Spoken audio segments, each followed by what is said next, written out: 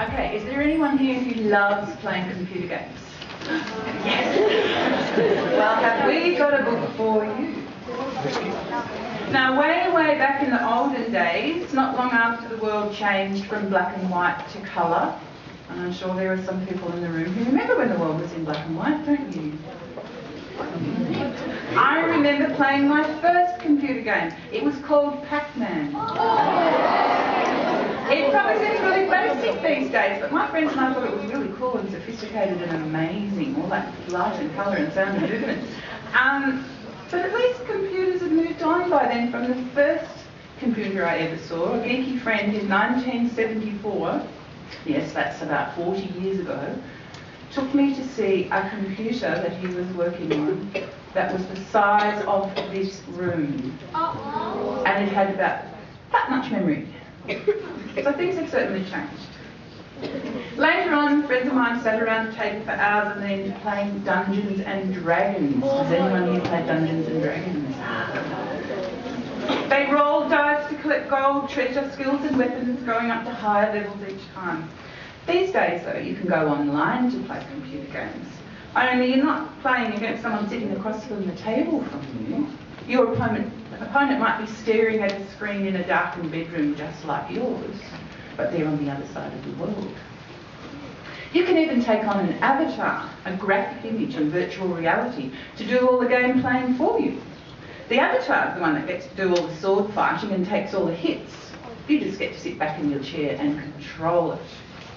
But what would happen if avatars came out of their game into the real world, our world? How would they survive? Would they prefer our world to their own? And how do we know if the world we're living in right now is really real? Maybe we're all really just avatars in someone else's computer game. In which case, who designed us? And what are these designers like? And can they be trusted to do the right thing?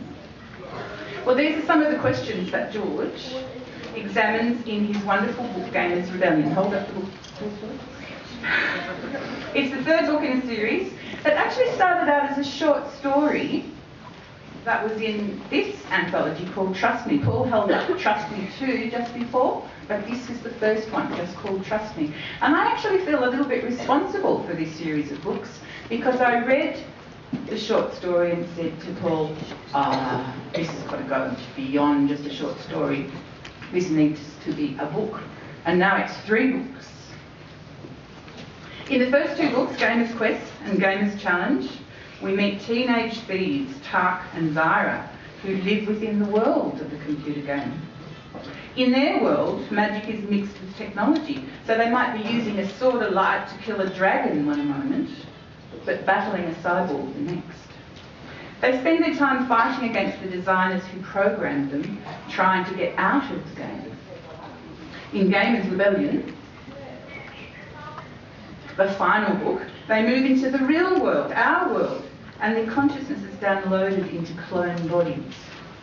Only once they arrive, nothing is what they expect, and they are soon fighting once more, but this time not only for themselves. Now, if you like a story that not only has fast-paced action, mind-bendingly awesome gadgets, fabulous characters, and plenty of humour, but also makes you think, then Gamers Rebellion is the book for you. Grab a book copy of the book quickly before they all disappear from the table out there. And now here is the author himself, the tremendously talented raconteur George Ivanoff, to tell you a little bit more about the book. Welcome, George.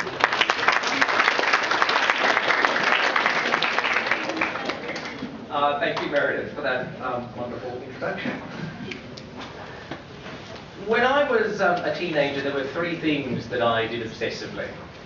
Watch television, mostly Doctor Who. Read books, mostly science fiction, action, adventure, including a lot of Doctor Who books. And 3, play computer games. I was utterly obsessed with playing computer games. Mostly Space Invaders. That was always my favourite game, and in fact is still my favourite game. I have it on my iPhone, I've got it on my iPad. And it's only come to be rivaled recently by a game called Chicken Invaders, which is basically Space Invaders with chickens, where they like, lay eggs on you instead of shooting at you. And it makes me laugh, and I like it. Although my daughter has introduced me to Minecraft recently, which nothing much seems to happen in it apart from digging, and yet I find myself obsessively playing this game now. I can't seem to stop. I just keep digging, hoping to find flint, so that I can build a tool, so that I can dig up a diamond, and I don't know what to do with a diamond once I get a diamond, but apparently I should get a diamond. And I can see this is going to take up an awful lot of time. But anyway, the game as books, the game as story, they all started out simply because I wanted to write a science fiction story about a computer game. And that's how it all started, and it's now ended up being 3 books. As Meredith said, it's about 2 teenage thieves named Tark and Zyra. So in the first book, Gamer's Quest, they don't realise that they are characters inside a computer game, and that book is pretty much their journey of discovery. Then in the second book, Gamer's Challenge, they know they're in a game and they want to get out, and it's about their search for the ultimate gamer, the only character in the game who has the secret of the way out.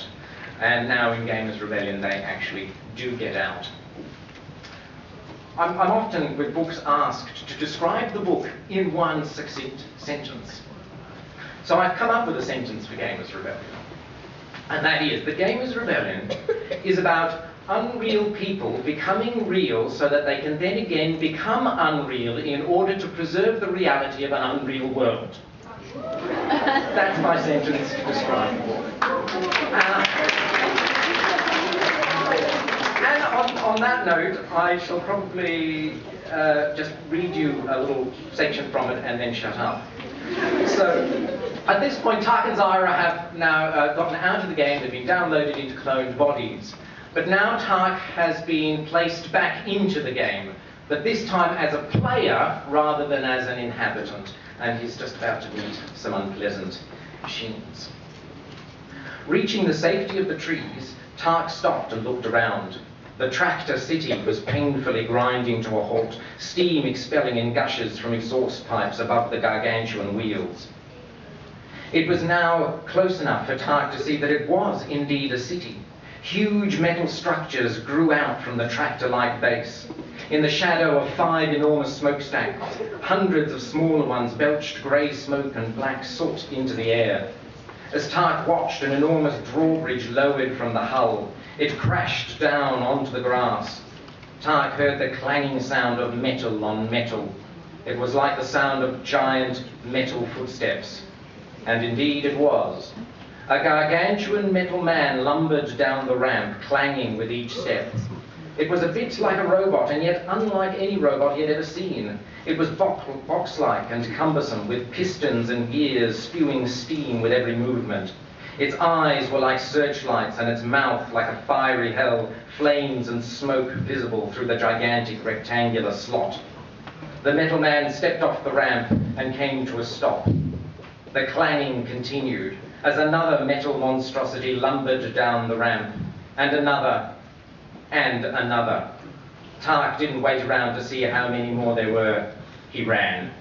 And I shall leave it at that. Thank you very much.